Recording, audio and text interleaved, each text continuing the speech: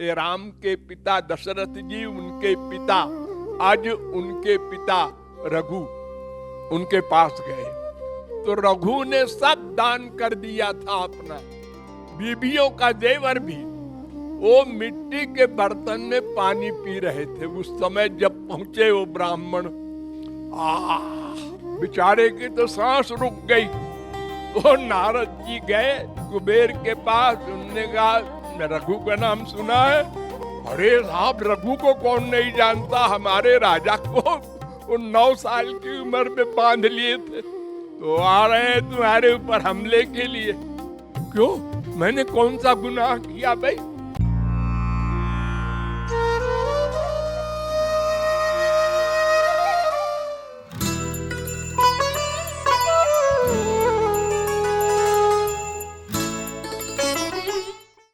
एक भक्त ने पूछा है सेवा शब्द का अर्थ।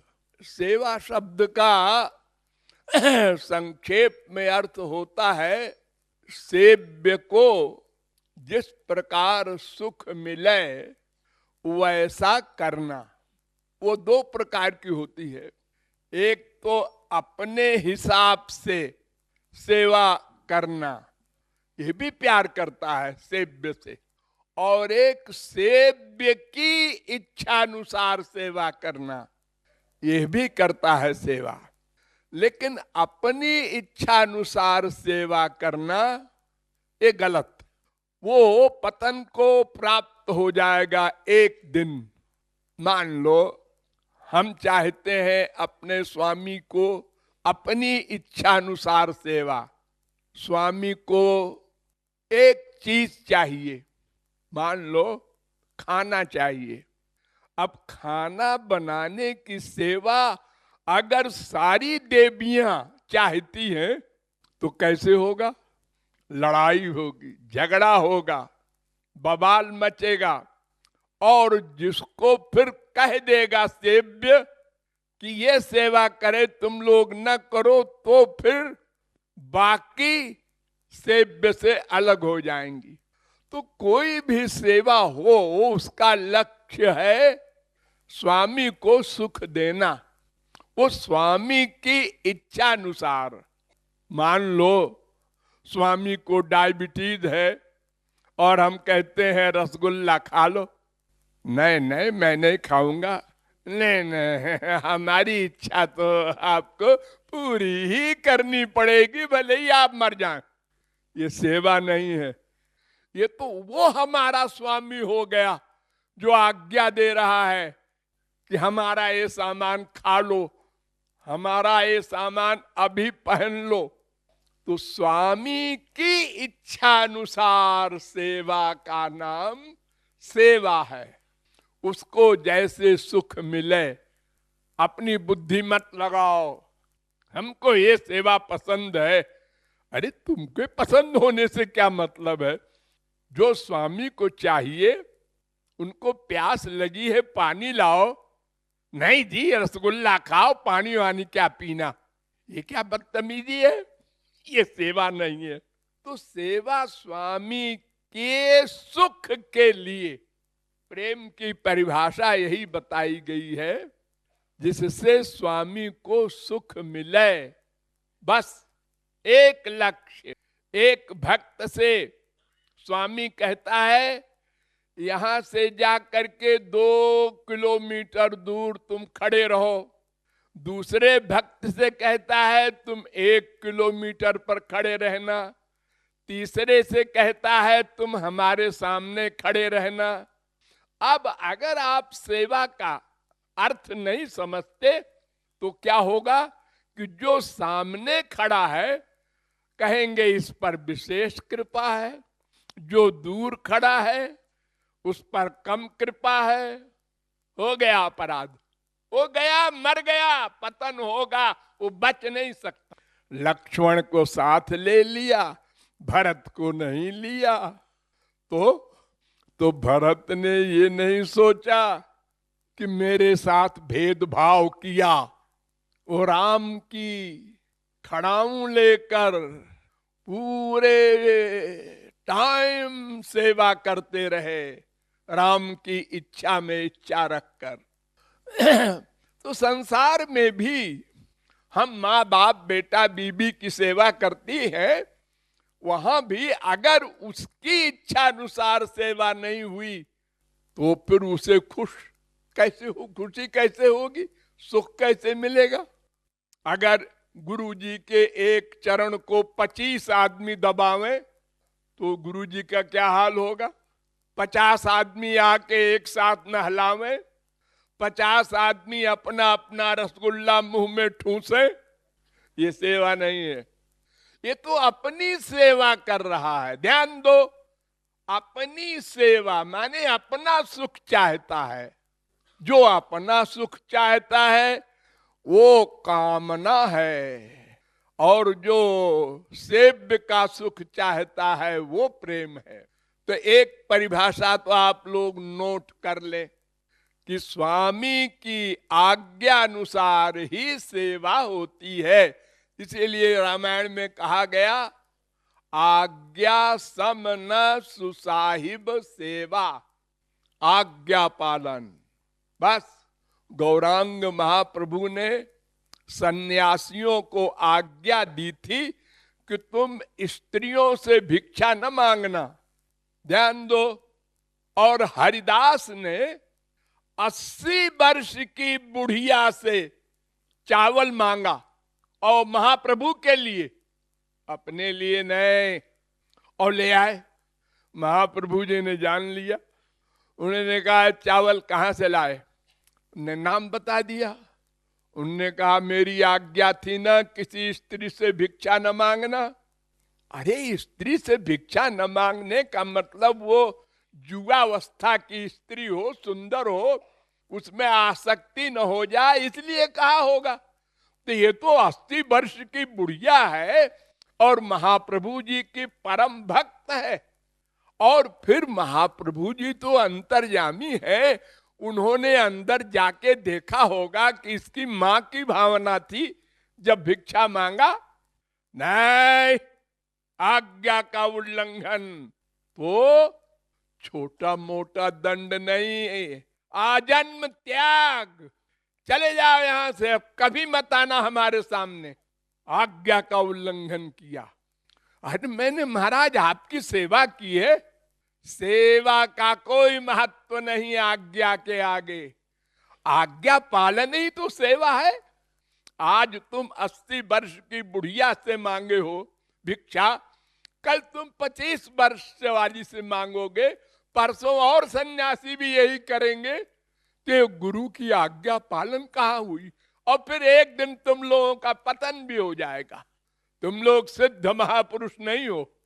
तो नंबर 1 ये नॉलेज सब लोग मस्तिष्क में रखो, भगवान हो चाहे गुरु हो, सेवा का मतलब उनकी आज्ञा का पालन, उनको सुख मिले वो सेवा। जिसको जो सेवा दे वो दूर की दे, पास की दे, तन की दे, धन की दे, जिसको जो सेवा दे। लेकिन 3 प्रकार की सेवा होती है। गंवार भी जानता है, तन मन धन लोग कहा करते हैं, तन मन धन।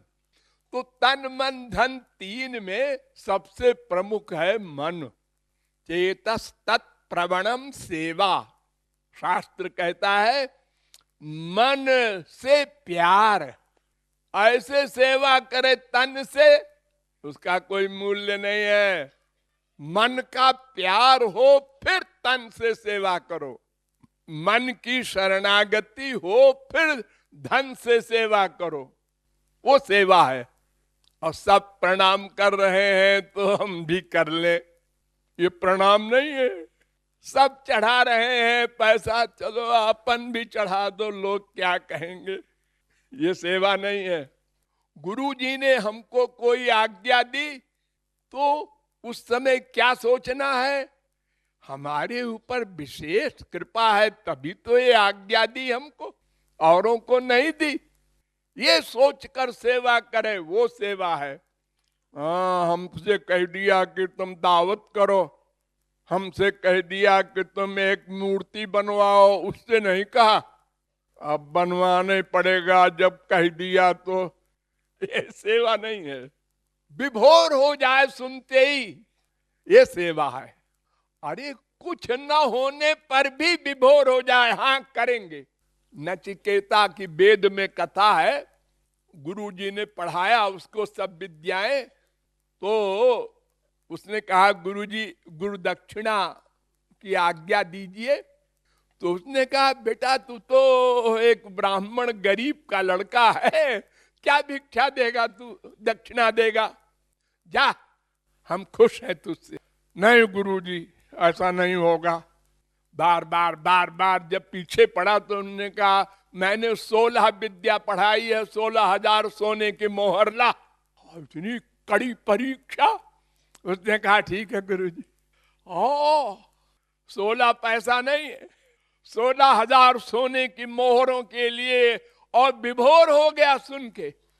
अब सोचने लगा ये मोहरे कहां से लाए, डाका डालें चोरी करें तो पाप है, हम ब्राह्मण हैं, मांगे भिक्षा मांगे। लेकिन ये 16,000 सोने की मोहर कौन देगा, एक मोहर भी कोई देने वाला मुश्किल से मिलेगा। ओ राजा रघु बड़े दानी हैं, उनके पास चले। ये राम के पिता दशरथ जी, उनके पिता, आज उनके पिता रघु उनके पास गए तो रघु ने सब दान कर दिया था अपना, बीबियों का जेवर भी। वो मिट्टी के बर्तन में पानी पी रहे थे उस समय जब पहुंचे वो ब्राह्मण। बेचारे की तो सांस रुक गई कि ये मिट्टी के बर्तन में पानी पी रहे हैं, ये 16,000 क्या एक मोहर भी कैसे दे सकते हैं। रघु ने पूछा ब्राह्मण देवता कैसे आए, ऐसे मिलने आ गए थे। नहीं ऐसे तो नहीं आए होगे, बताना पड़ेगा। तुमने कहा कि आए तो थे इसलिए, लेकिन मैं देख रहा हूं कि आप मिट्टी के बर्तन में पानी पी रहे हैं, तो मैं क्या कहूं। उन्होंने कहा नहीं बोलिए। उन्होंने कहा ऐसा ऐसा हुआ, मैंने गुरुजी से कहा था तो गुरुजी ने ऐसी आज्ञा दी है। अब मैं 16,000 मोहरों के लिए गरीबों से क्या मांगता, वो क्या देते। तो हमने सुना था आप बहुत बड़े दानी हैं, इसलिए आ गए थे। उन्होंने कहा बैठो हम देखते हैं। बुलाया प्राइम मिनिस्टर को। उसने कहा सरकार कुछ नहीं है खजाने में। अच्छा मिलिट्री तैयार करो। ऑर्डर हो गया। क्यों? कुबेर पे हमला करेंगे और जीत करके कुबेर को और लाएंगे। मांग कर नहीं, राजा को मांगने का अधिकार नहीं है भिक्षा, वो दूसरे को जीत करके लावे वो लीगल है। नारद जी उधर से आ रहे थे, उन्होंने सुना तो ये रघु जो थे, ये 9 साल की उम्र में इनके बाप दिलीप अश्वमेध यज्ञ कर रहे थे। तो जो 100 अश्वमेध यज्ञ होने लगा तो इंद्र आया और उसने घोड़ा चुरा लिया कि अगर 100 अश्वमेध यज्ञ पूरा हो जाएगा तो ये इंद्र हो जाएगा, तो हमारी सीट छिन जाएगी। इस ईर्ष्या से तो रघु ने कामधेनु गाय थी उनके यहाँ उस समय, उसके दूध से आंख में लगाया और दिव्य दृष्टि हो गई और देखा कि वो इंद्र जा रहा है। उसको ललकारा और धनुष बाण लेकर खड़े हो गए और उसको पकड़ के बांध के घसीटते हुए बाप के पास ले आए 9 साल की उम्र में इंद्र को। तो नारद जी गए कुबेर के पास। उन्होंने कहा रघु का नाम सुना है? अरे साहब रघु को कौन नहीं जानता, हमारे राजा को वो 9 साल की उम्र में बांध लिए थे, तो आ रहे हैं तुम्हारे ऊपर हमले के लिए। क्यों? मैंने कौन सा गुनाह किया भाई? गुनाह नहीं किया, लेकिन वो एक ब्राह्मण को देना है 16,000 मोहरे इसके लिए, तो फिर क्या करें हम? अरे तो उनका खजाना भर दो मोहरों से। हाँ ये ठीक है। तो कुबेर के लिए क्या है, यूं हाथ किया और बस मोहरे मोहर गिरने लगी, खजाना ऊपर तक भर गया। अब खजांची भागा भागा आया, उन्होंने कहा अरे महाराज आप कहां जा रहे हैं? कुबेर पर हमला करने। अरे उसने तो देखो डर के मारे सब भर दिया। उन्होंने कहा अच्छा अच्छा, ओ ब्राह्मण देवता अब आप ले जाइए सब मोहरे। उनने कहा मुझे सब नहीं ले जाना है, मुझे तो 16,000 चाहिए, गिन के आप दे दीजिए।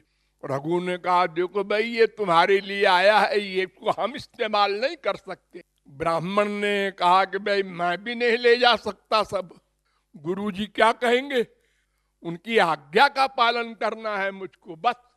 अब झगड़ा बढ़ गया दोनों का, तो वो मामला गया गुरुजी के पास।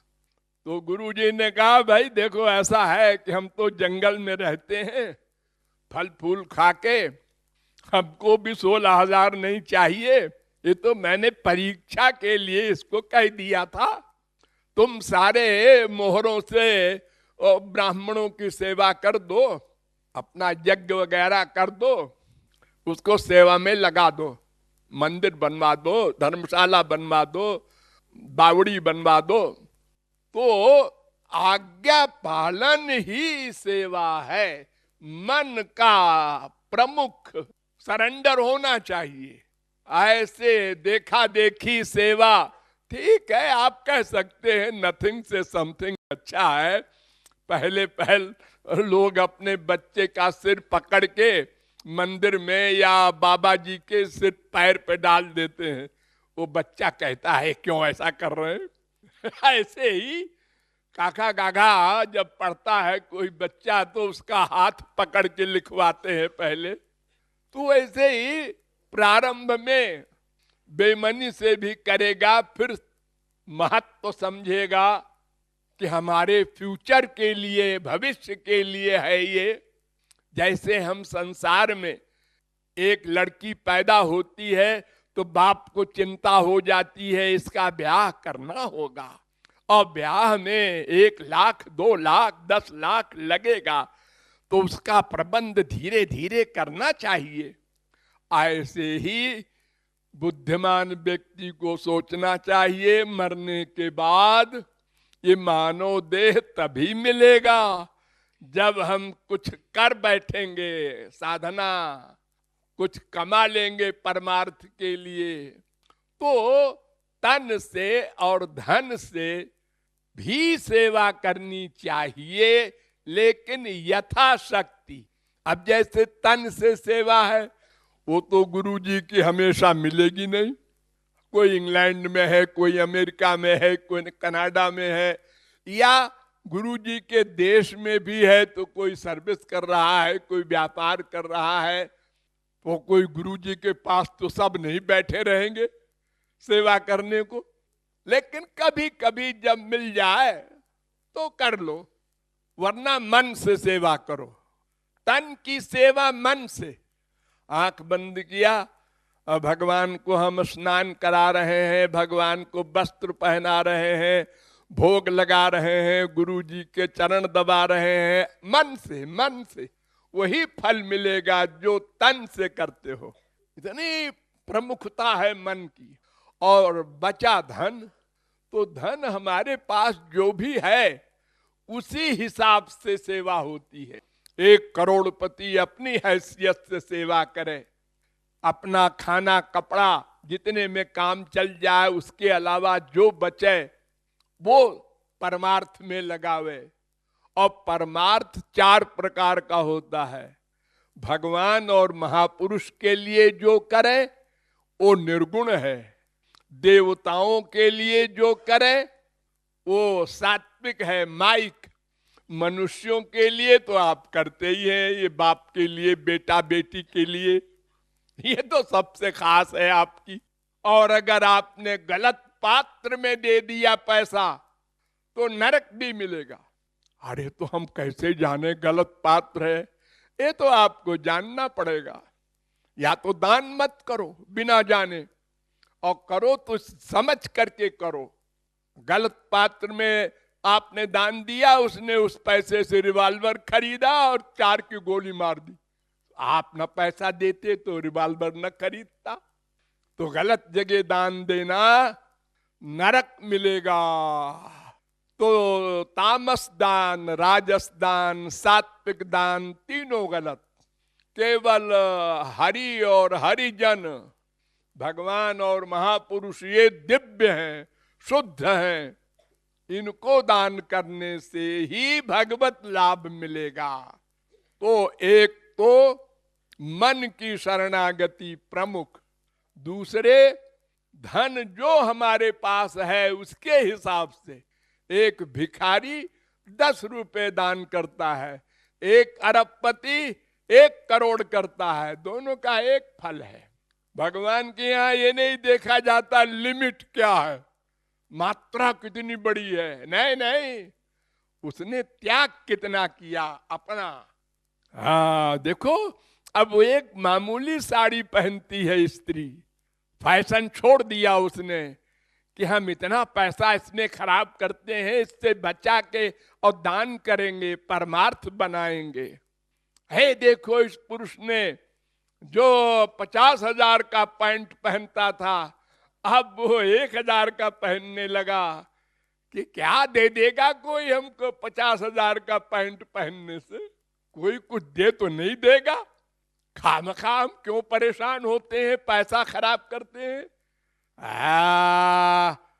50 साड़ी है एक स्त्री के पास, क्यों इतनी साड़ी क्या करेगी? बीमारी है और क्या है? और क्या, क्यों तुम 50 साड़ी रखे हो? आज नीली, कल पीली, परसों काली, और उसमें वैसे ही जम्पर, वैसे ही। क्या बीमारी पाल रखा है? बस चले तो नाक मुंह भी बदलते जाओ रोज, इससे कोई क्या दे देगा तुमको? और बुराई करते हैं लोग पीठ पीछे, देखो तो क्या श्रृंगार किए जा रही है। अपना मन भी खराब हो, धन भी खराब हो, तो अपने बुद्धि और विवेक के द्वारा कम से कम पैसा खर्च करना शरीर के लिए।